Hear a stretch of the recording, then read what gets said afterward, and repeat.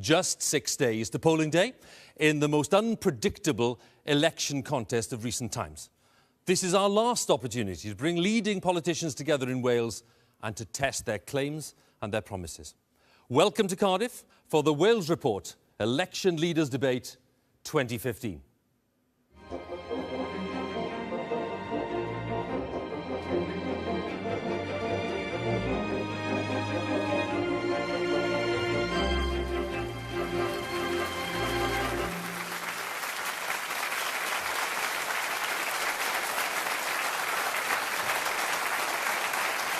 Good evening. Noswaith dda. Croeso cynnes, a warm welcome to the Sherman Theatre in Cardiff for a special live edition of the Wales Report. This is where we'll be spending the next 90 minutes or so testing the claims and the counterclaims of 6 political parties in Wales. As we know, the opinion polls are still suggesting that lots of voters are undecided. So this is their chance, the leaders' chance, to make a convincing case. And joining me tonight, Stephen Crabb for the Conservatives, the Secretary of State for Wales. Owen Smith for Labour, the Shadow Secretary of State for Wales. We have Kirsty Williams, leader of the Welsh Liberal Democrats. We have Leanne Wood, leader of Plaid Cymru. From UKIP, we have Nathan Gill. And from the Green Party, Pippa Bartolotti. Can we start by giving them a very warm welcome? Thank you very much.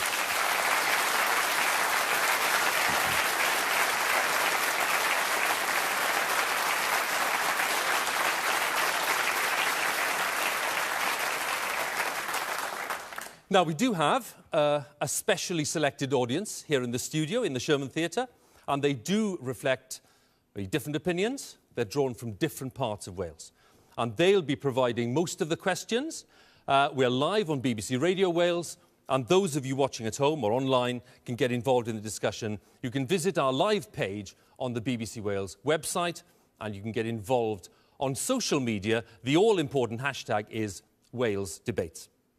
Now, we're going to start with an opening statement, crisp and concise, from each of the participants. It is their chance, if you like, to set out the broad themes of their campaign, their main appeal to voters. After that, I'll explain to you a little bit about how we're going to manage the rest of the debate.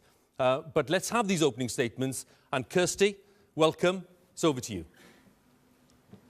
5 years ago, it was clear we needed a stable government. The Liberal Democrats did what the country needed, and we have rebuilt the economy. But we also put a heart at the centre of the government too. Tax cuts for the lowest paid, more resources for the education of our poorest children, secure pensions for older people. But it's clear now that neither Labour or the Tories can win a majority in this election, and it'll be up to you to decide who governs with them. Nationalists dragging us to the left, threatening jobs and security. UKIP dragging us to the right, threatening public services. Or Liberal Democrats anchoring the government in the centre ground and creating opportunity for all, no matter who you are or where you come from, building a stronger economy and a fairer society. Kirsty, thank you very much for that opening statement. Leanne, can I invite you now to give yours? Wales has featured like never before in a UK election because Plaid Cymru has not missed a single opportunity to speak up for our country. And if we want to keep Wales on the agenda after this election, then we must elect a strong team of Plaid Cymru MPs. With less than a week to go, I'd ask everyone to consider who will best fight for your local community? Who will put your interests first? There are 6 days to go, and Wales has one big chance to win equality for our country, to strengthen and save our precious public services. Make Wales matter with Plaid Cymru, the Party of Wales. Leanne, many thanks. We're going to move now to Nathan. UKIP is the only party that has common sense policies that will benefit all the people of Britain, no matter where you come from or who you are. Ignore the press, the TV commentators, and the scared language of the Labour Party. If you want to know what UKIP is really about, look at our manifesto. It is fully costed, independently verified, and now is being endorsed by trusted organisations. We believe in Wales, we believe in the United Kingdom, and we believe in the people of Wales, that the people who should govern us should be elected here and come from Westminster. Nathan, thank you very much. And I'll move now to ask Pippa to give her statement. The politics of today makes us too tolerant of inequality, too prone to prejudice. Public services are stifled. Social mobility is in reverse. Consumer capitalism is the problem. The solution is an economy which works for everyone and which operates within the finite limits of the Earth. We haven't got 3 planets. We haven't got clean air. Our land is polluted with pesticides and waste. The UK is the world's 6th richest nation, and poverty should be impossible. The Green Manifesto is a pathway to a more equal and secure planet. We are green and we are proud. Join us. Pippa, thank you very much. And Owen, it's your turn. Thanks. During this election, I visited every corner of Wales and spoken to thousands of you. And everywhere I go, I get the same question. Why is it that working people, our communities, can't get a fair deal in this country anymore? Is it right, is it fair, you ask, that some at the top get big tax cuts while working families are struggling to make ends meet? And the simple answer is no. It isn't right, it isn't fair. And that's precisely what I came into politics to try and change. That's what Labour wants to try and change. And if we win next week, we will change it. We will ask millionaires to pay more in this country. We will increase wages for working people. We believe in Labour that we can have a better, fairer Britain and a stronger, fairer Wales. And if that's what you want, if that's the Britain and the Wales that you desire, then vote for it and vote Labour. Owen, thanks very much. And our final opening statement from Stephen. We live in really uncertain times, and you don't need to look too far from these shores to see the consequences of ducking the big economic challenges. So don't let any party stand here tonight and pretend that we can tackle the future and get our nation back living within its means without taking difficult decisions. But we're also living in an age of massive opportunity, and I'm passionate about seeing Welsh young people and Welsh business capture that. I don't want to see Wales left behind. And I just think it would be such a waste now to leave the course that we're on when Wales is getting stronger. We really believe that Wales can have a future that's stronger than its past. That's why we're asking you to vote Welsh Conservative at this election. Thank you all very much. 6 opening statements. And I'm going to move on to the questions now from the audience. Can I just explain one thing so that everyone here and at home understands what's going on? A question from the audience. I will ask for 6 pretty rapid responses from our friends here on the stage. Concise responses to the question so that they all can set out their tone, and then we'll open it up for a wider debate.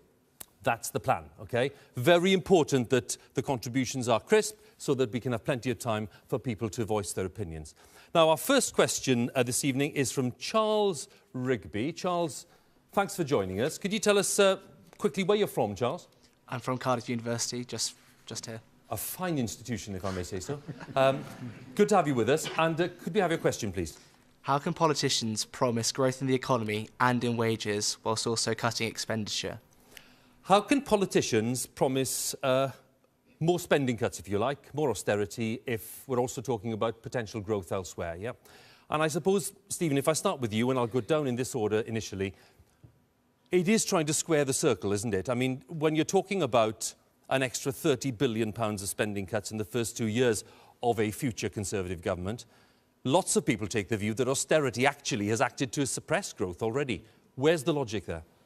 Well, Charles is asking a key question, and it's been at the heart of the debate that we've been having for the last 5 years. And 5 years ago, when we formed the coalition government, there were people making exactly the same arguments, saying that we can't take responsible decisions over our national finances and get our national finances in order because that will somehow stop economic growth. Actually, the reverse is true. We've laid the foundations for economic recovery and economic growth by taking those difficult decisions to get on top of our national finances, reduce our deficit, and what that has meant is that we've seen record low interest rates, which means that small businesses have been able to expand and take on more workers and more trainees and apprentices.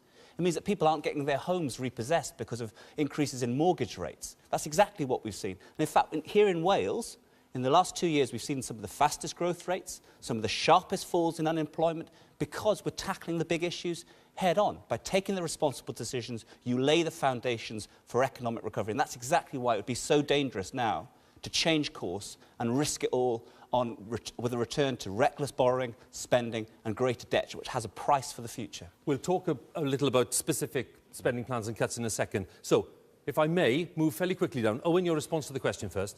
Well, I agree with Stephen as much as it's the absolute key question, Charles, but I disagree with him about the solution, obviously. I think the reality is the last 5 years has shown that you can't cut your way to growth in this economy. Stephen's government has tried to do that. They decided that they were going to butcher public services. They were going to try and cut back the state as much as they possibly could in the anticipation that our economy would grow. The reality is that tax receipts in this country have declined dramatically, £100 billion less. And the reason for that is we've got too many people in low-paid, often zero-hours jobs in this country. And the secret to changing things is a much more balanced economic plan. Yes, we need some cuts. Yes, of course, we need to balance the books and get the deficit down. But the way in which we do that is increasing the size of our economy, putting more money into people's pockets, having sensible policies, increase the minimum wage, get rid of this curse of job insecurity like zero-hours contracts, and crucially, get our economy moving once more. A balanced plan, sensible cuts, growth in the economy, and crucially and finally, asking those people with the broader shoulders to bear a bigger burden. Asking the millionaires, those with mansions, big corporations, to pay a bit more to support the public services we rely on here in Wales and we need right across Britain. I'll ask Charles for a response in a second. Pippa, your thoughts? Well, Charles, austerity has failed. It's failed on its own terms. The deficit is greater now than it was 5 years ago. And we talk about more people back in work, but that's not strictly true because people are in and out of work a lot. 5 million people were looking for work last year. So, you know, I don't want to resort to statistics, but I think it's clear for us all to say that the economy is not working for everyone, and it's time it did. That's what it's there for. So we would propose an end to austerity. We would propose rebuilding the public sector. There's 1 million jobs in that. We would propose investing in the economy of the future. But green politics is also about being clear where the money's coming from. For example, polluting industries would pay higher taxes than those that didn't pollute. But we also have to remember that this is about people. There are many people in work claiming welfare, and the welfare budget is growing way out of control. So austerity doesn't work. Time to invest in people. OK. Nathan? Well, I don't know about you guys, but every morning when you hear politicians falling over themselves promising more of your money to try and buy your vote, I do wonder, where is it all coming from and who's done the costings? Because that's all we seem to be hearing. They're going to spend billions on this and billions on that. What we're saying in UKIP is very simple. We have a manifesto which we have fully costed independently by the CEBR. We know where every penny is going to come from. We're the only party that's willing to make the cuts to politically correct programmes. We know that we can save £25 billion by leaving the EU, by matching the funding in foreign aid that America has. The 0.7% figure is unbelievably ridiculous. £11.4 billion. We've just seen today that, you know, foreign dictators are using half of the money that they've received to buy brand new jets. It's crazy. That money needs to go to people who actually need it, like disaster relief, like what's happening in Nepal right now. Why is our government only giving £5 million to Nepal when we have an aid budget of £11.4 billion? It's absolutely wrong. What we're saying is we will identify the money, we know where we're going to cut, and we know that we will ensure that we stick to the Treasury's plans. OK. Leanne? Nobel Prize-winning economist Paul Krugman has questioned why the UK is so obsessed with the deficit, and we should be much more obsessed with creating jobs. Why are we accepting austerity when it is decimating our public services? I think we should abandon austerity. The books are being balanced on the backs of the poor, and that is not acceptable. And if we did invest in job creation, every 1% increase we get into the economy, £700 million extra goes into the tax pot. And for every pound that the government spends on infrastructure, a further £3 is generated in the economy. So I think by investing in job creation is the best way to bring the deficit down. You don't have to do it according to artificial deadlines. It can be done over a much longer period of time so that we can protect our precious public service infrastructure. Thank you, Leanne. Kirsty?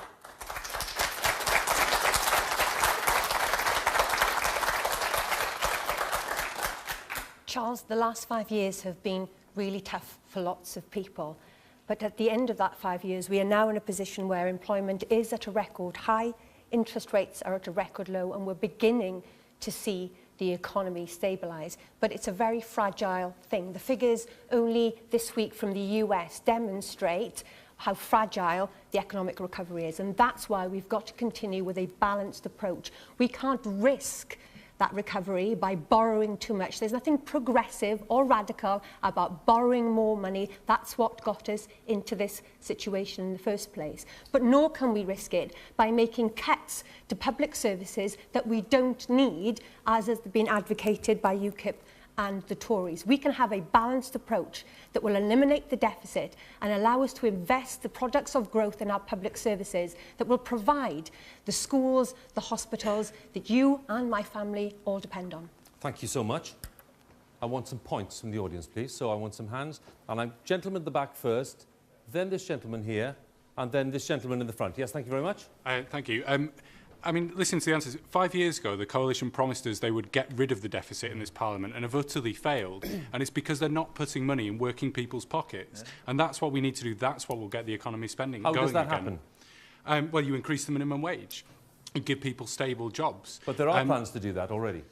Well, they haven't been happening over the last 5 years, and they haven't been working. Not for ordinary people in this country. Thank you very much. Yes, thank you. Yes, it's more directed at Owen Smith. I've got genuine concerns that Labour simply can't be trusted with the economy. If we give you 5 years, is it going to be a case you're going to hand another note over in 5 years' time saying you've ran out of money again because you simply can't run the economy?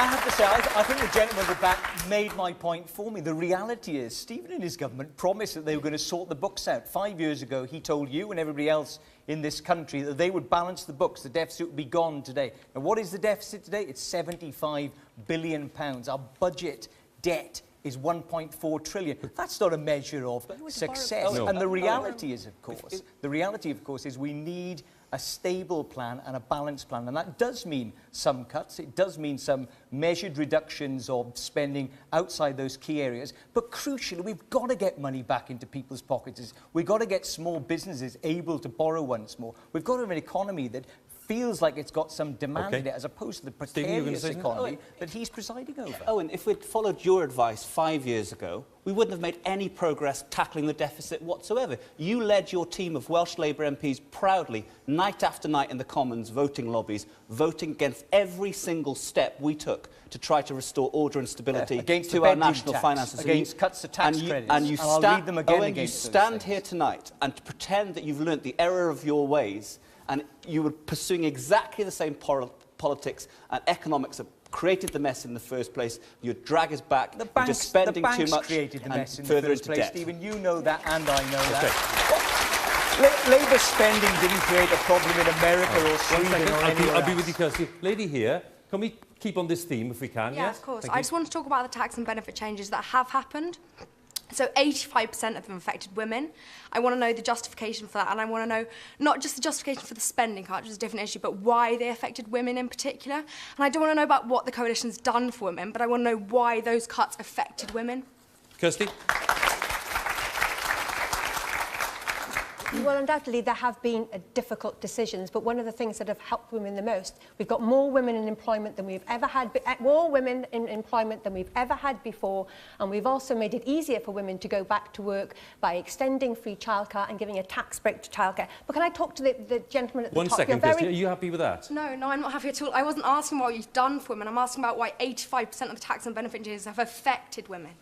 Well, and as I said, there have been some tough decisions. But if I can go to the point the gentleman raised at the back, it is important. Yeah, but just so we understand where you are, this is just in fairness, Kirsty. So the tough decisions in this context for you would be what? What would you give us as an example of a tough decision? Well, there have been tough decisions about welfare, trying to keep a cap on welfare, introducing a cap on welfare so that nobody receives over £26,000 in welfare payments over a year. That's in line with people who are actually in work. Actually, that's more than but you're happy with that cap? I think that cap is realistic, and I think that cap is fair, and it was necessary to help achieve a more reduction in the deficit. But the gentleman at the top says there's not money in people's pockets. The reality is, because of the changes to the income tax system, 150,000 Welsh taxpayers are not paying tax today that they were at the beginning of this Parliament, because we've taken them out of paying income tax. And for middle earners, there's been an £800 tax cut too. Just the gentleman, you were saying? But the average family is worse off. And you put up VAT as well at the start of the Parliament. And now your income tax cuts, yes, they're benefiting people in work, but there's lots of people who are now no longer benefiting from them at all. And actually, the average family is worse off in Wales. I want to take a few more comments, and then I'll allow you to come back. So, there's a gentleman in the front here who had his hand up earlier. That was you, say yes. And then there was a lady here somewhere. Yes, that's right. OK. So, the gentleman in the front row here, in the green shirt. Thank you. And then you fire away, and then we'll go up there. Thank you. Thank you. Just to make the point that throwing money at the issue of the Welsh economy, that the structural issues are so deep. We were told Objective 1 was a once-in-a-generation opportunity to tackle the problems of Wales. And now, today, we still get programmes such as Skint on Channel 4. There seems to be a culture of denial in Wales as to how to treat the structural problem. Who's denying? Politicians or others? Yeah, well, I would say the Welsh Government primarily. They had this opportunity of addressing these issues under Objective 1, but it was largely wasted. And we should bear that in mind when it comes to taking money out of taxpayers' pockets to just throw it willy-nilly. It needs a bit more nous, really. Thank you very much. Lady there, yes? Thank you. My point is directed at UKIP, and I was just interested to know, really, if we had a referendum to leave Europe and we left Europe, I mean, Wales benefits a lot from being in Europe, and some sectors, such as agriculture, would probably see job losses. And I'd like to know how you would counterbalance that. I promise you we will come to that, because that is a separate question. So let's not get into the referendum thing, and Nathan will have something to say and all the rest of them. I have a good answer for you. So let's just wait, yeah? Let's just contain our excitement, yeah? We'll come back to that. Yes, I'll come to this gentleman in a second in the front, and a gentleman there. Any ladies in the back there wanted to say something? Yes, you've done. Oh, lady in the stripy jumper here, thank you very much. You go first, yeah. You say that there are more people in work, but is it called real work when they're on a 0-hour contract and they're not even earning a living wage? OK, do you want to direct that who do you want to direct that to? Just to Stephen or to Kirsty? Both Conservative Stephen, and the you Dem. go first. I'll take that question. You're absolutely right. If you're trying to raise a family on a 0-hour contract, part-time, temporary work, that's really, really hard. No one's questioning that. That's really difficult. The truth is that the vast majority of the new jobs that are being created in the economy since 2010 are full-time permanent jobs, and that's true in Wales. And Owen Smith will try to present a caricature of some kind of Victorian economy in Wales. It just isn't true. The new jobs that are being created are full-time permanent jobs. Of course, that isn't any help at all hearing that if you're somebody on a 0-hours contract. And what we're doing with that, we're banning that horrible exclusivity clause in 0-hour contracts that prevents people on one of these contracts from working for somebody else. But the truth is that the economy in Wales is getting stronger. It's generating more jobs. And in the last year or two, we've seen average wages growing ahead of inflation, which means that standards of living are starting to rise. So we are on a path of recovery. Stephen, when you came to power in this country, we had 6,000 people in Wales using food banks. We've now got 85,000 people using food banks. Many of them in work.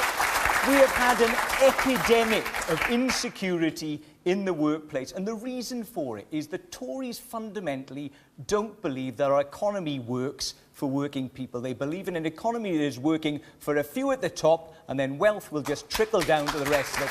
It doesn't work like that, Stephen, and that is why in Wales we desperately need a new plan, and it is only Labour that understands why it is women that are being hit, and the disabled, and the most vulnerable, and that is for the very simple reason is you just don't get it. Your party doesn't stand up for those people, you've never represented them, and you never will. If you did, you wouldn't have cancelled, you and Kirsty, equality impact assessments that would have told us that women were getting hit harder in Wales and elsewhere. You can beat your chest as hard as you want, but the truth is it wasn't the Labour Party. It wasn't the Labour Party that increased the minimum wage ahead of inflation. It wasn't the Labour Party that took people on minimum wage out of paying income tax altogether. No. We are the ones who've taken the practical steps to help people on low incomes. We are already over time on this first question. Isn't that a surprise? But contributions are good. We've got a question on welfare coming up. I think it's only fair on this one because few of you haven't said much on this. I want us to close this part of the debate. If I can, Leanne, just your comments on where we've come so far, and then I'll go on to the second question.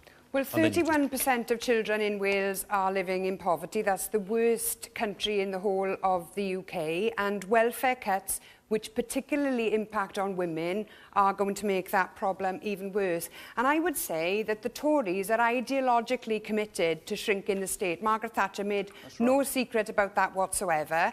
And we have to do all we can to fight for what we've got. And so what I would say to Labour on this is that we've provided an alternative government option to another Tory government. The worst case scenario for us is a Tory UKIP government.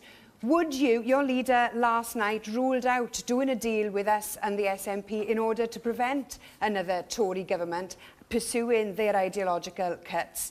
Do you think that that was sensible, or do you agree with me that that was a foolish move? Owen, before you answer. I'm poised. Before you answer, I know you are. I know you are. It's a perfectly valid, of course, and pointed question, which we will come to later when we talk about permutations of government after the election. Thank you for the question, Leanne, and we'll come back to it. We will answer it. It's one of our final questions. Just to bring this part to a close, Nathan, we can. I would just say, listening to the squabbling of the Conservatives and of Labour, you would think that they were both whiter than white, but they are not.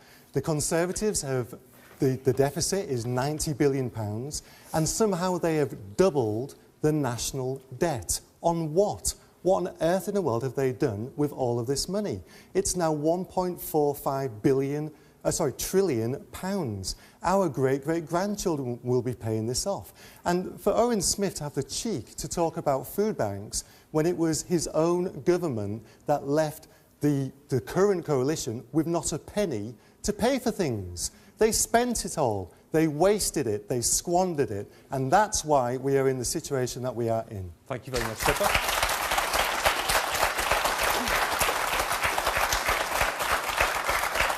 I want to come back to the question on women. We are half the country, half the audience, half the world, and we're not getting a fair deal, and we never have. In Wales, women managers are paid £4,000 a year less for doing the same job as a male counterpart. And Greens would stop this. We'd make all companies publish their pay data. Women have to manage the austerity budget at home.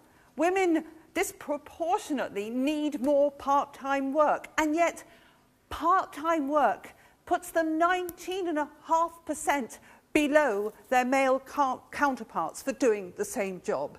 So women get it every which way. They're managing a budget which is shrinking in the face of a government and governments who can find something like £375 billion in quantitative easing to bail out the banks.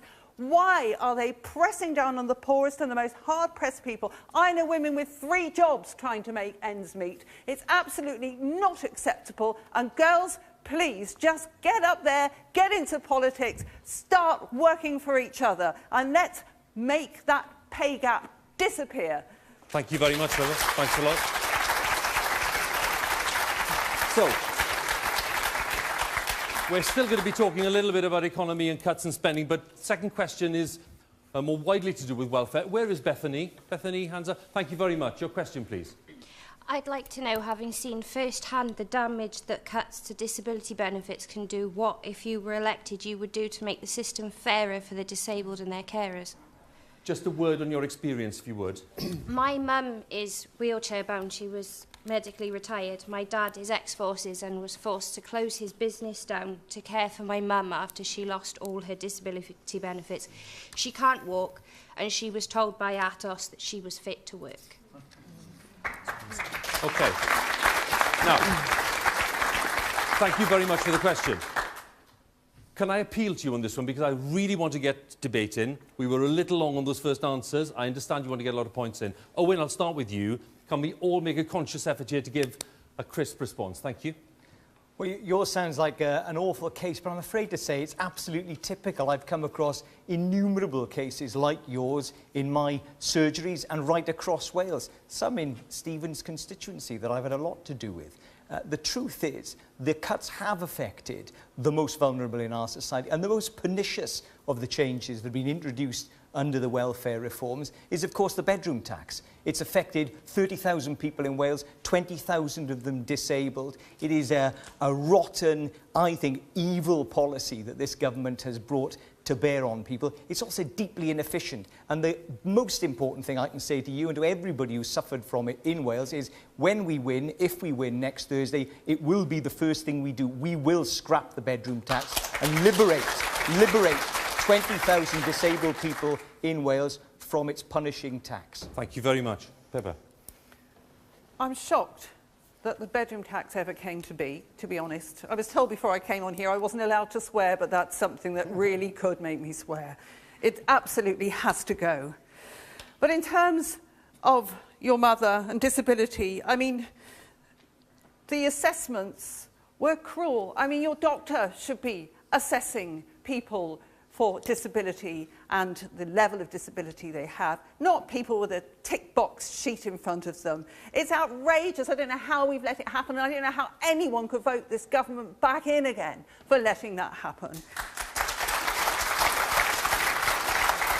Pippa, thank you very much. I just want to say that Greens would increase disability living allowance by 16 billion over the course of the Parliament. We do not want to disenfranchise people who can't get round as well as others. We want to help you. We want you to be in Parliament. We want you to be representing our society. Okay. We want disabled people to be able to enjoy exactly the same lives as everyone else. Thank you very much. Nathan. Yes, thank you. Our disability and welfare policy was actually written by a disabled councillor for UKIP. And so she understands fully where people are coming from with disabilities and who are in need of a helping hand. Because at some point in all of our lives, we don't know what's around the corner, we may need a helping hand. Now, we will bring the carers, people who look after people like your mother, up, we will raise their allowance so that they receive the same amount of money as somebody who's on the highest rate of job seekers allowance, which is an extra £572 a year. Because it's a disgrace that they get paid such small amounts of money. They're doing a proper job. And they're saving the state by doing that job. So we need to look out for those people. The other thing is we will absolutely end the Atos-style assessments. We believe that it's doctors who should be making these assessments. We will return the funding to the GPs and we will allow them to make proper assessments. Thank you very much. Leanne?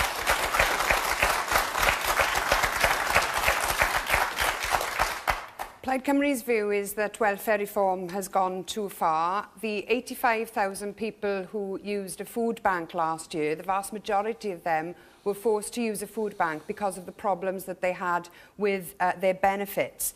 Now, the welfare safety net that we have in place was hard fought for by our grandparents after the Second World War, and the package of welfare state provision includes the NHS, council house building, the education system, but also crucially the social security safety net, and that is being removed from people, and we've been told that another £12 billion worth of cuts are to come from the welfare budget, and the pensioners element is going to be protected within that, which is important, but that means then that the rest of benefits are going to have a disproportionate hit. I think we should end the welfare cuts. Plaid Cymru wants to work with others to end austerity. And I think we should also consider, given that the welfare safety net is being removed so rapidly, what we want our welfare safety net to look like here in Wales. Because if we can't rely on Westminster to continue to protect people, then we need to consider how we can best do that for ourselves. Thank you very much, Kirsty.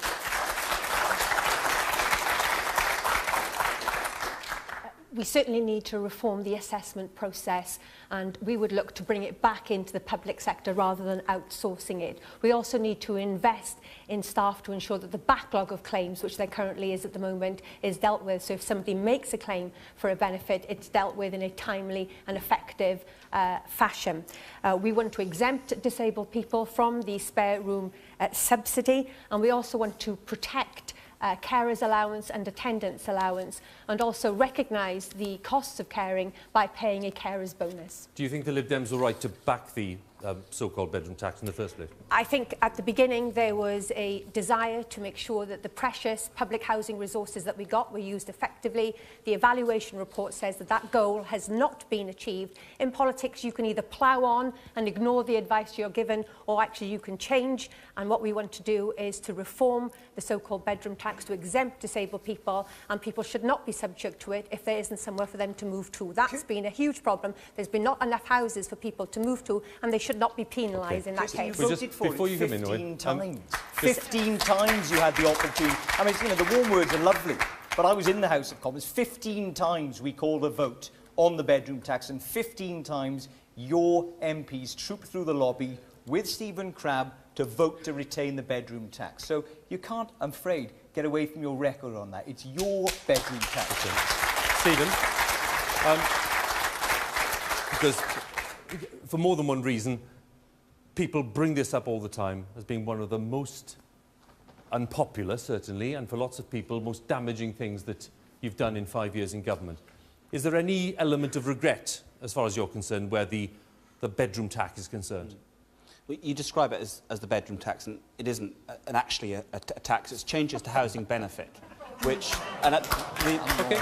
And if I can finish the question here, Hugh. There were two reasons why we made this change. The first one was a budgetary one, because the housing benefit bill was soaring, and if you're going to get on top of the national finances, then yes, you need to look at all areas of spending. But there's another really important reason behind it as well. And Owen Smith does know this, is that, and true in Wales, across Wales, there are thousands and thousands of families living in overcrowded social housing, cramped conditions, not being able to get access to the larger properties, and meanwhile you have people, perhaps single people, living in homes with perhaps 2 or 3 spare rooms. And it is a really difficult policy.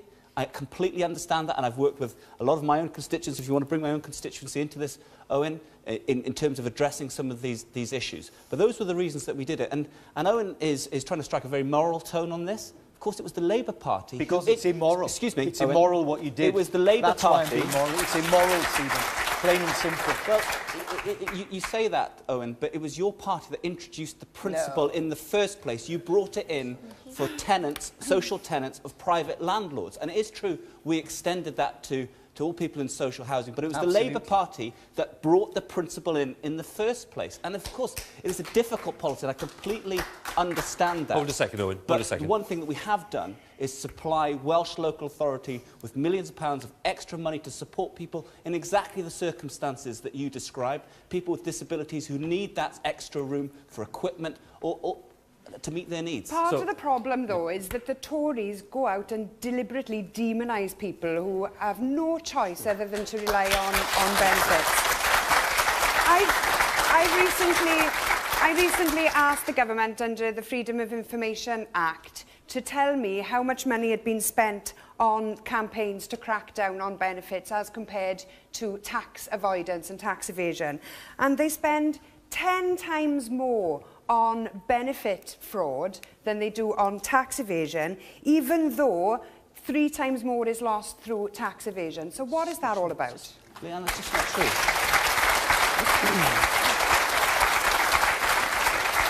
Leanne, and I think you know this, we are raising billions of pounds extra through cracking down on tax avoidance, closing tax loopholes, than we're raising from tackling benefit fraud. I don't see adverts on the TV about that. It's important to do both things. It's important to make the benefit system fairer, but it's also important to crack down on tax avoidance, and we're doing all of that because we have to.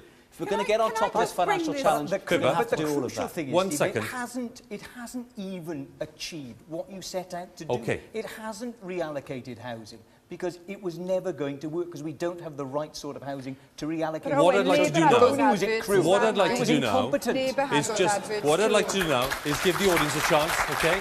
So, there's a gentleman here, just here, in the pink shirt, just down here, in the front, and then I'm going to come to a lady in the front row here, or 2 ladies in the front row, if we can fit them in. You, sir, first. Thank you. This election is about trust, and trust must play an important role in voters deciding who to vote for. Now, I watched Ed Miliband last night deny that the last Labour government actually overspent.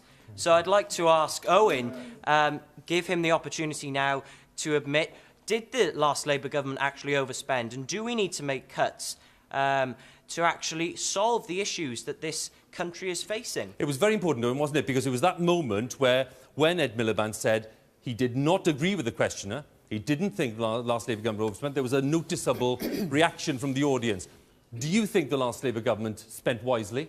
I absolutely think the last Labour government spent wisely. We spent wisely on new schools, new hospitals, on vital public services. When Labour came to power in 1997, we had a budget of 39 billion for our health service. Radically insufficient funds provided by the previous Thatcherite Tory government. When we left office, we were spending £112 billion on our health service. That's not wasted money. That was fixing the roof when the sun was shining. That was investing in the public services we need here in Wales. Thank you very much. In the front row, yes, please, lady there, and then the lady next. Thank you very much. Sahar Al-Faifi. Actually, it saddened me a lot to hear someone's mother suffering because of the cut of benefits and so on. The issue is the politicians are not going down to find out the root causes of that. A lot of social carers are not paid for their travel time. A lot of social carers, they are not paid living wage. Well, politicians across the political spectrum encourage an institution and businesses to be living wage accredited. Yes. This is the solution, not the bedroom tax. Thank you very much. Yes, Thank you very much. Okay, just next door, yes, please. Yes, my point really around children and child poverty, because we've heard an awful lot of the past. I really would like to know what you're all intending to do to stop the increase. Leanne has already mentioned how many 200,000 in Wales children living in poverty, and that will be a cost in the future. So the social the economic recovery has got to be matched with the social recovery, and we are struggling. We want families where families are having to decide: do they heat their home? Do they buy food for their children? And it's really very urgent. And for Wales, we really have to have UK government altering policies as well as Thank you very much. I want to take a few more if I can. Yes, we get a good sense of opinion.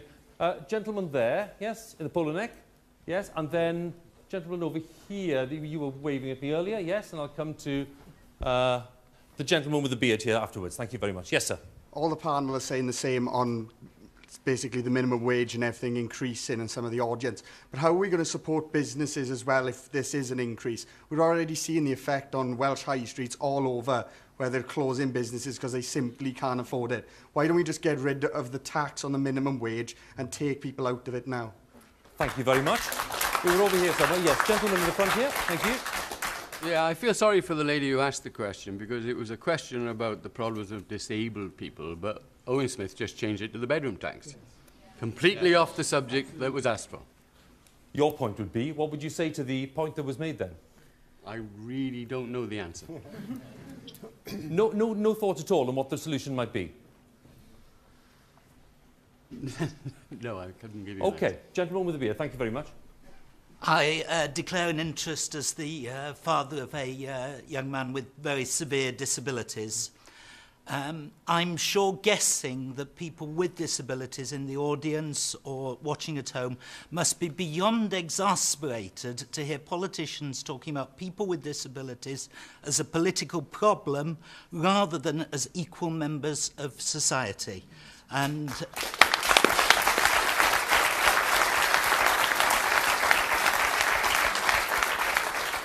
I've got one simple question for each member of the panel. I've heard what you're prepared to cut, those who are prepared to cut. What I'd want to hear from each of the politicians here, as far as public services for people with disabilities and carers are concerned, what would you ethically never cut in any set of circumstances? OK. Well, because we have... Thank you very much for a very precise question and a good challenge. I want to move on quickly to another area. So I'm going to give you one chance on this again. And that's a very, very precise challenge we've heard there. Leanne, what's your answer to that? Well, I wouldn't cut the minimum wage. I would raise it to the living wage, and I would end austerity and welfare cuts full stop. So I think that would ensure then that people would have the benefits protected that they currently have, at least. Nathan? As I said, we want to raise the carers' allowance. We want to put them onto the same amount of money that somebody on job seekers' allowance gets. So that's not a cut. What we're saying is, let's give them more money and let's recognise what they're doing for us. Thank you. Pippa? Well, I am going to come back to the bedroom tax, because who in their right mind is going to start... who is going to start taxing people for a spare room when there aren't any one-bedroom houses to move into? It was a clear, deliberate effort to penalise poor people. I'd also like to say that we've got a crisis of housing. We haven't got enough homes, whether they're small, big or otherwise. OK. We know that we need to think about building homes for life. What would you not go anywhere near cutting? What's your bottom line there? What is there? We've got some examples from the others. What is out of order for you? In a world full of cuts, I'd say the only thing I would cut are some of the highest earners' taxes. One of their wages. OK, thank you very much. Kirsty? Yeah? Sorry, folks. Thank you. Kirsty? Had to happen. As I said earlier, we would protect carers' allowance, protect attendance allowance, look to protect disability allowances, and what we would not sign up to, absolutely, as an absolute red line. We would never support a government that would look to cut the welfare budget, as was being outlined by the Tories, by 12 billion. And the point, sorry, Kirsty, to interrupt, but the point that, will be made repeatedly, again in the campaign, about trust in politicians and the promises they make. How confident are you making pledges like that, given that, the Lib Dems have paid a heavy price, some would say, for not keeping their word in the past, especially where it came to tuition fees? Absolutely, and Nick Clegg has apologised for not being able to keep that promise. That's OK then. But what's absolutely clear in our manifesto is that we would not cut the welfare budget to the extent that we have been, well, not seen by the Tories. They won't tell us what they're going to cut. We know it's 12 billion. They won't say who it will affect. We will not cut disability benefits. We will not cut carers' allowance. And we would actually pay a carers' bonus. And we would not introduce a regional approach to benefits that is being outlined in the Labour manifestos. They're talking, I can read you the manifesto, they are looking at introducing a different regional cap on benefits. And I don't want to see Welsh people being treated any differently from anywhere else in the UK. But the Labour Party, in their manifesto, say they're going to explore the possibility of introducing a regional approach to benefits. Thank you very much. The question, Owen, was what would you not? Well, first of all, Kirsty's part of a government that for the first time ever introduced taxes on disabled people's benefits.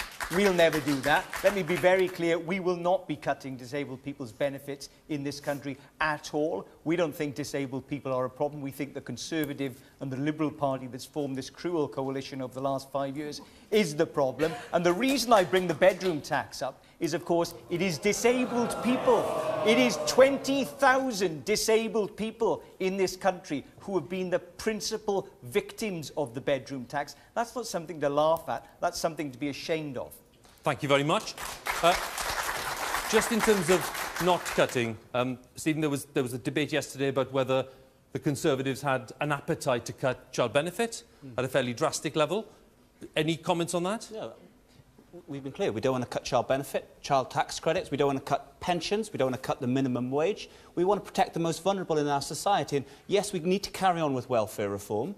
But one of the core underlying principles is to protect the most vulnerable. You've said £12 billion, and I think it's right we know where that £12 billion is. Make the point, and then we'll ask. Yeah. And again, we've been clear about that as well. So we've talked about lowering the benefits cap. We've talked about freezing working age benefits for 2 years.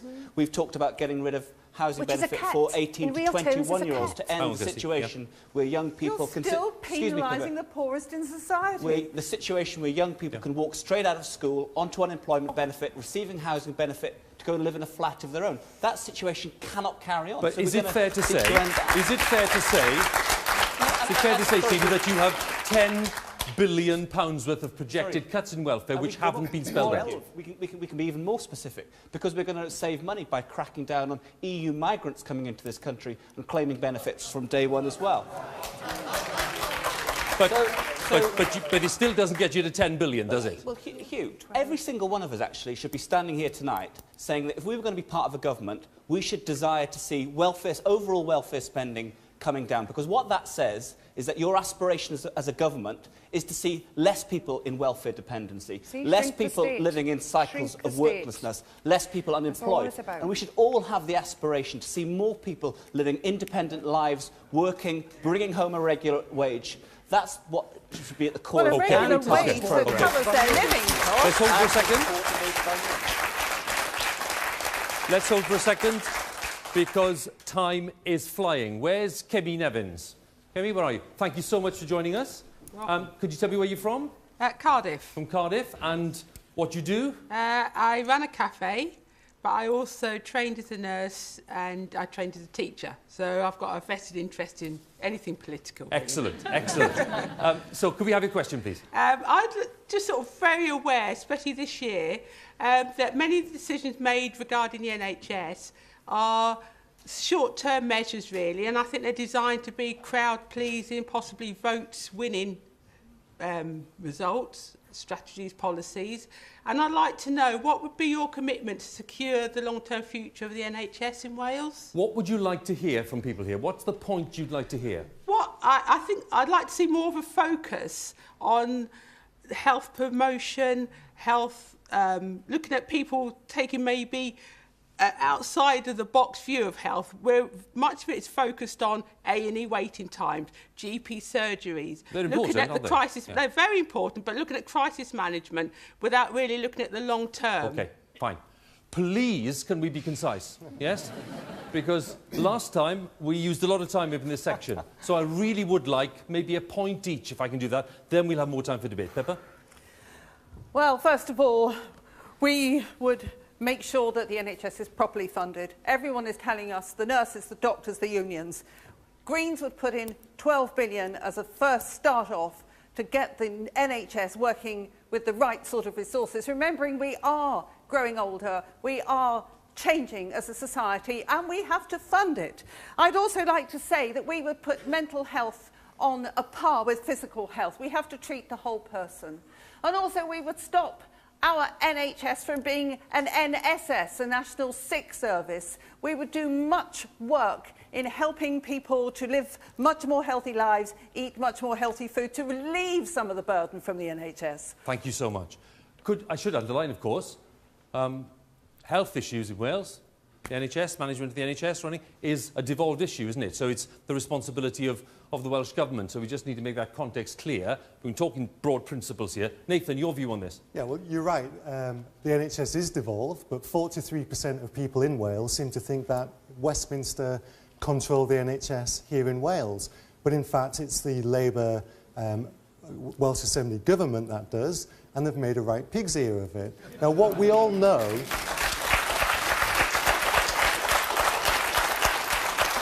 Our health is the one thing that matters to all of us, and the health of our families. There is a £30 billion black hole in the NHS.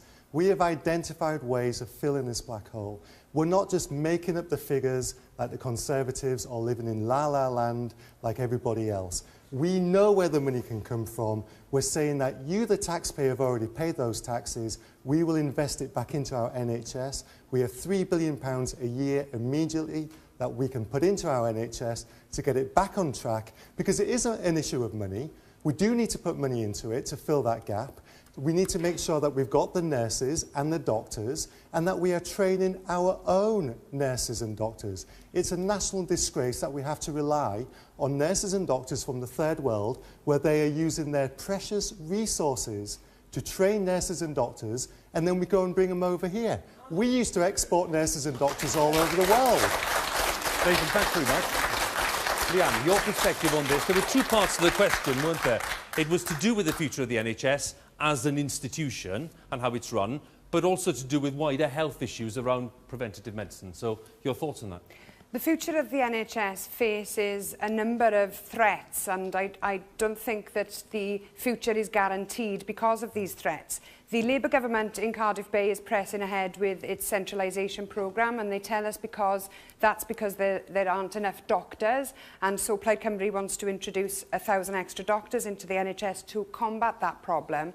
But the other threat that the NHS faces is from the privatisation agenda in England, and the fact that our funding is linked to expenditure in England. And that's why this question of parity of resources with Scotland is such a crucial question, because if we were to have parity with Scotland, that would mean an additional £1.2 billion into the Welsh block grant. And bear in mind that block grant has been cut by 10% over the last Parliament, and the NHS expenditure out of that block grant is the biggest part. So further cuts will threaten the future of the NHS. It will threaten public health, preventative health programmes, as well as the very fabric of the health service itself and its staff. But just to be clear, it's 6% of the total NHS budget, which is going into the private sector.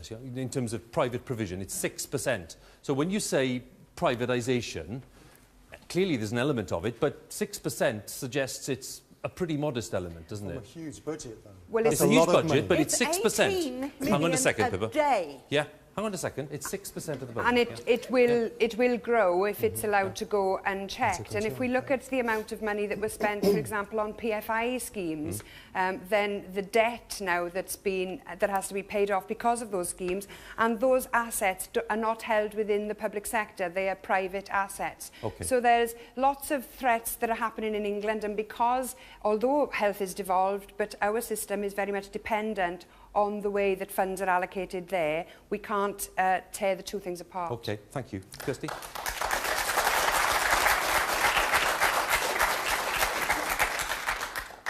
Kemi, there are real challenges facing how we deliver an NHS service in Wales, and you're right.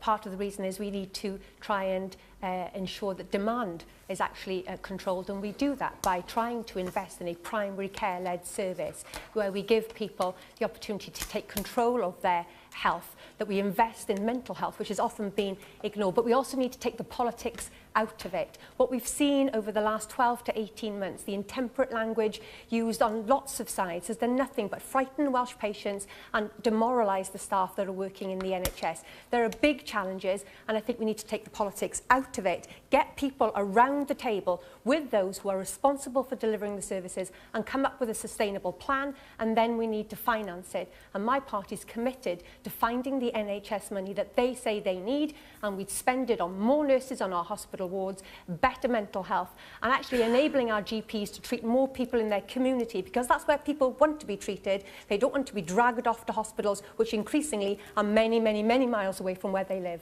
Thank you.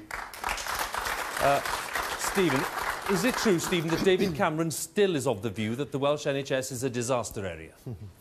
No, and he's never said that, and you shouldn't. He's implied that. He's implied that. You shouldn't put words in his mouth that he never used. He's constantly suggested he's underperforming and he's badly run. In David Cameron's mailbag, in my mailbag as a Welsh Member of Parliament, in Owen Smith's mailbag as a Welsh Member of Parliament, there are constituents who write to us every single week about challenges within the Welsh NHS. This is the #1 issue out on the doorsteps of Wales. And you know what? Welsh voters don't care at all that it's a devolved issue. They want politicians who will listen to them and stand up for them. And if you think some of the language that politicians might have used might be a bit strong, you should see the language that Welsh voters themselves are using in their letters and in emails. And don't get me wrong here. Every single day of the week, there is world-class care being delivered by first-class doctors and nurses in the NHS. No one's denying that. But there are problems building up, and partly caused by decisions of Welsh Labour government to strip out hundreds of millions of pounds from the budget when they were given extra money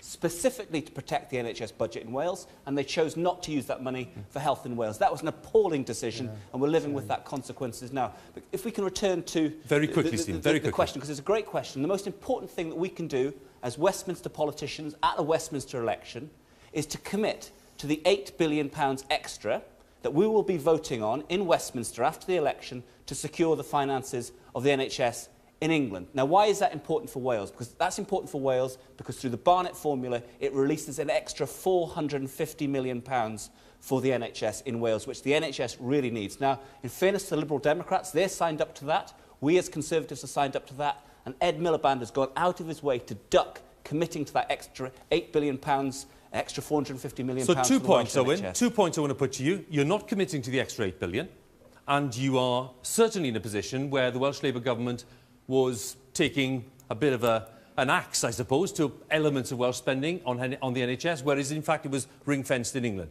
Those two things. Here we spend more money on the NHS in Wales now than we've ever done. £6.4 billion. It's about 45% of the Welsh budget.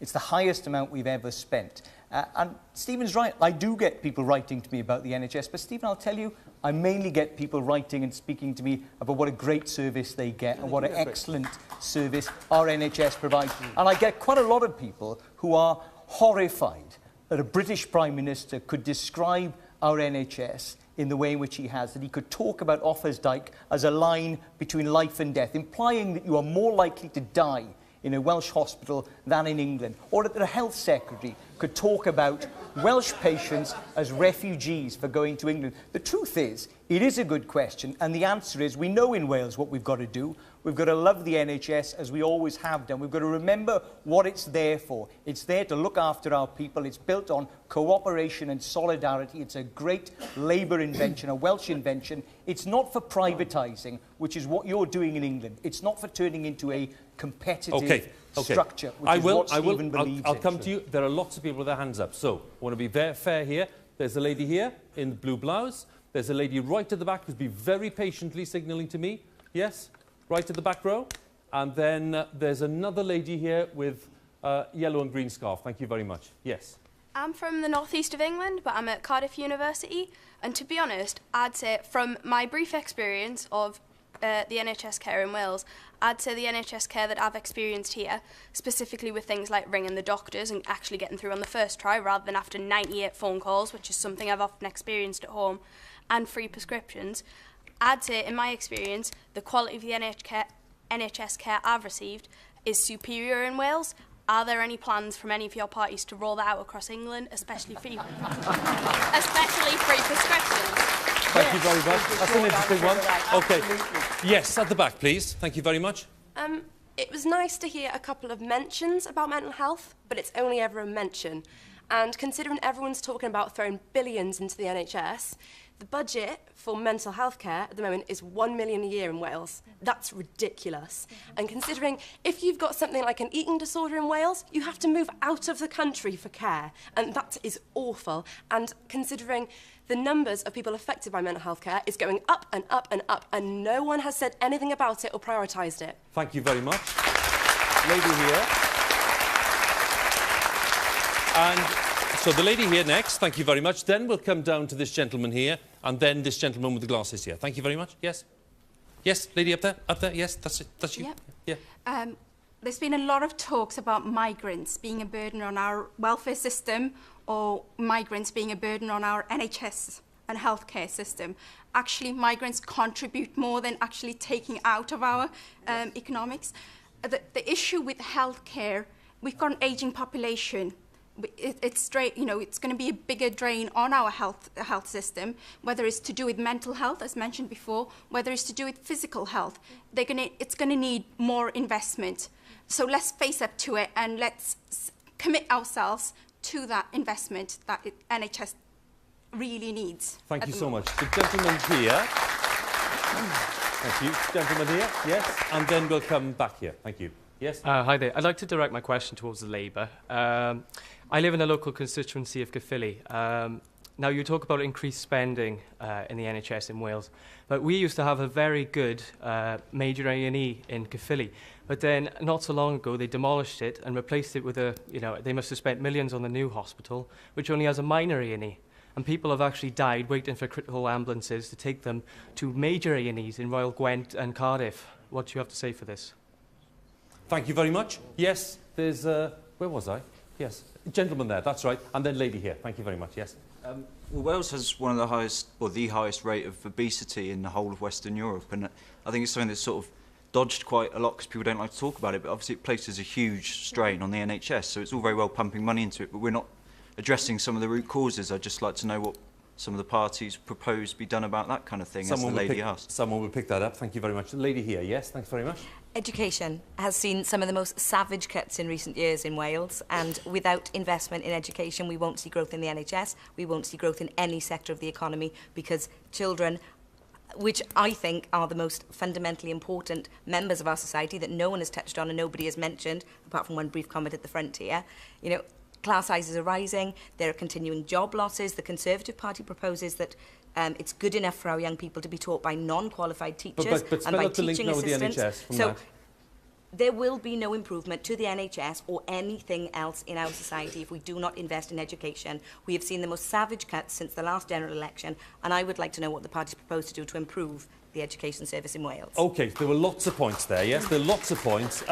I suppose, Nathan, I'd start with you on one of the points, which is at least to recognise something that you mentioned, in fairness, a short while ago, on the question of people come to this country from either the EU or outside the EU. They've been a massive, valuable resource to the NHS.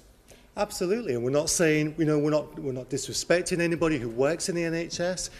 I've used the NHS myself many a time. I'm a long-term diabetic. I have quite serious diabetes. I love the NHS. But what annoys me extremely, and you should all be annoyed about this as well, is that the Labour Party and Owen Smith are deflecting their inadequacies about running the NHS by trying to make it out that we are disrespecting those who work within it. We are not. We've had a nurse from the Heath Hospital in Cardiff who put a letter on the notice board pleading for those services to be improved, pleading for the resources and the ability to do her job properly. And it's mismanagement. You cannot silence the debate, Owen Smith, by saying that we are being un-Welsh and that we're disrespecting those people who work in the NHS. We're not. We're disrespecting the Labour Party who is running down our NHS. OK, Owen, I'll come to you in a second. You're making a big promise, Kirsty, in NHS spending. UK-wide, you're talking about 8 billion, certainly in terms of, you know, spreading the money around a bit.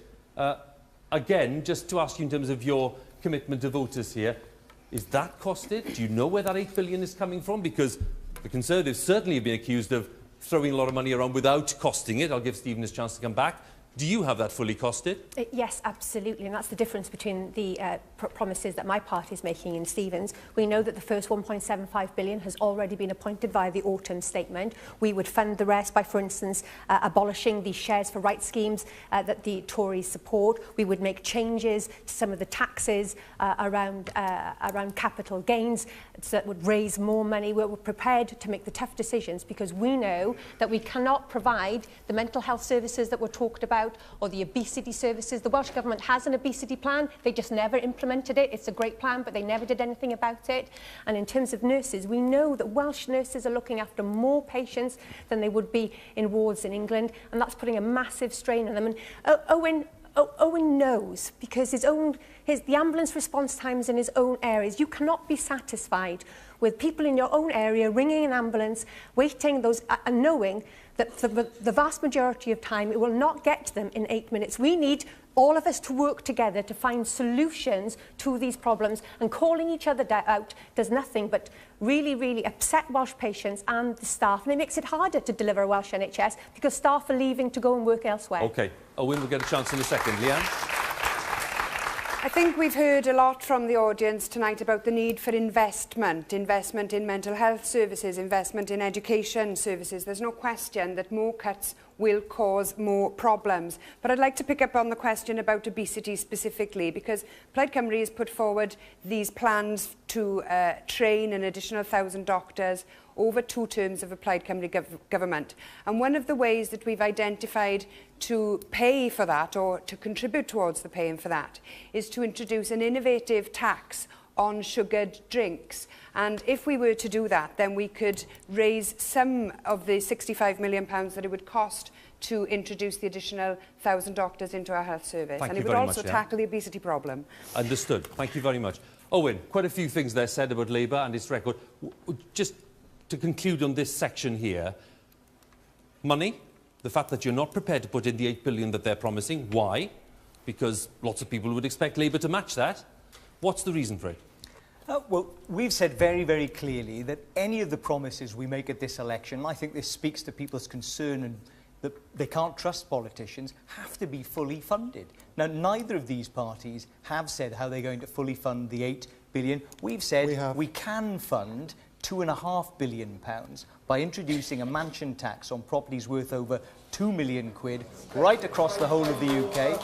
It'll give us an extra £125 million every year in Wales, and that's enough to pay for an extra 1,000 doctors and nurses. And our record, Hugh, is the other reason that people can trust us, because we did treble the budget. We did treble the budget. We did treble the budget for the NHS in Wales, and the gentleman from Gwent talked about services there. In Wales, we built a new hospital in Ystrad Mynach. We built a new hospital in Ebbw Vale. We're building a new hospital in Newport. That's the Labour record. Investment in our public services, investment in the NHS, because we created it, we love it, and we'll always fund it. Thank you, Owen. Stephen, the 8 billion, first of all, can we just... Sorry, you can take that... but that's not costed, is it? You've not explained where that's coming from. Exactly the same argument was made back in 2010 when we said that we were going to ring-fence the NHS budget. People were saying, you haven't shown exactly where it's going to come from. Labour colleagues of Owen Smith themselves were saying it would be, quote, irresponsible to ring-fence the NHS budget. But we followed through on our commitment. We've increased spending on the NHS every single year of the last 5 years. It's a kind of trust us kind of argument, yes? Absolutely, and we're going to follow through, and we're going to meet the £8 billion challenge, because that is what the NHS needs, stable financing. And Owen keeps pulling out this mansion tax as the great solution to all the problems. No, it's going to provide your colleague Jim Murphy has already spent it in Scotland. No, that's not your true. colleague Andy Burnham has already spent it in England. Jim spent the Scottish bit, I'm going to spend the Welsh bit, and Andy's going to spend the English bit. There are only 87 mansions in Wales to tax. No, and we're taxing the ones in England in order to pay for our hospitals in Wales. It's redistribution in action. Stephen says trust us. Is that trust you like we were meant to trust you not to raise VAT? Is that trust them like we were meant to trust them not to cut working families' tax credits? The first 2 things they did when they came into office, just as we know today, when they get in next time, they're going to cut child benefits and cut working tax credits again. And they'll cut the NHS, mark my words. We are really battling against the clock. So, where's Kyron, Kimberley? Kyron, thank you very much. Your question, please. With no majority government likely, how can I be sure that my vote will not be wasted on empty promises? Well, so just help us a bit with that. What do you want to get out of them on this? Well, I want to be sure that everything that you've promised will actually come to fruition. You're going to have and that depends on who people work with, obviously. Yes. Okay. So where we stand today, Kirsty, is that you are quite possibly going to work with Stephen again, are you, in the next few years, if that's how the maths add up? You're happy to do that? what will happen is as a result of what people vote for. We believe that democratically, the party with the largest number of votes, the largest number of seats in a democracy, has to have the first go of making a government. But we've also been absolutely clear, if it came to working with the Tories, we could not do that if they insisted on the £12 billion worth of benefit cuts that they are proposing. But at the same time, if Labour happen to be the largest party, we can't work with them if they're going to borrow billions of pounds and risk the economy again. And we've put on the front page of our manifesto what are our priorities in this election. That is tackling the deficit but doing it fairly, finding the £8 billion we just talked about for the health service, making sure that there is indeed resources to go into our schools for our poorest pupils, because we know if we can raise them up, we've got a better future and a stronger economy ahead of us. And that's our approach. And Leanne, I'm just wondering, when you look ahead to a possible collaborative arrangement with whoever it is in a new parliament, at what point do you fall out with your friends in the SNP when they say, we want to stick with the Barnett formula, which, as we all know, doesn't do many favours for Wales at all, but you're going to happily work with them, are you, and cooperate with them in a new parliament? Well, the SNP can say what they like about the Barnett formula, but it was the three Westminster establishment leaders in the vow that they gave to people in Scotland ahead of the referendum that locked in the Barnett formula for Scotland, which also locked in the disadvantage that Wales gets from the Barnett formula. And that's why we've put this question of parity with Scotland at the heart of this election. And I've got grave concerns about another Conservative government. I've already said tonight how I believe that they're ideologically committed to further cuts and the shrinking of the welfare state.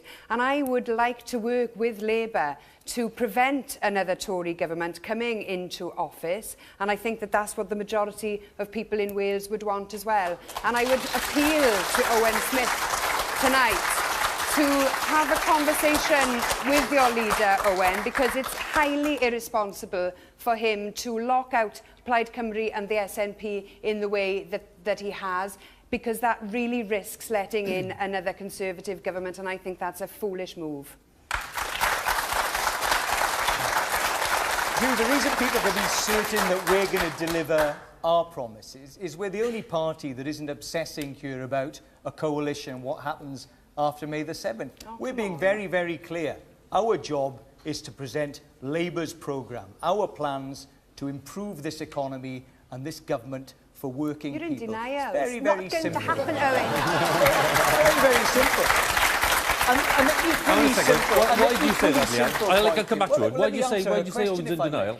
Because I'll come back to you. Everybody, all academics, all commentators are predicting a hung parliament. Everyone is saying that the two main parties haven't done enough to convince people to trust them, to give them a mandate. And even Carwyn Jones, your leader in Wales, has accepted that proposition. Owen. Well, absolutely right. People are talking about the prospect of a further coalition. But the question is not for Labour, because we're very clear. We want a Labour majority government delivering our programme. The question is for Leanne. In the event of Labour being the largest party and Labour forming a government, perhaps a minority government, would Leanne vote down our programme for getting rid of the bedroom tax, for increasing the minimum wage? Would you, Leanne, that's the question. allow a Tory thank you very much. in by the back door? That's the question Leanne, for you, just answer not that. for Labour. Just answer that. I just love the way that you take for granted where you think Plaid Cymru votes are going to go. Just in the same way as you have taken for granted people of Wales over many, many decades. I think time is up on taking people for granted, Owen Smith. OK. Nathan, your thoughts? You want a referendum, an in-out referendum where Europe is concerned, and David Cameron is offering that, so I'm assuming that's the natural axis, yes? We do have a red line, which is a full and fair referendum on our EU membership. But in short answer to your question, don't trust them. I wouldn't, and I don't.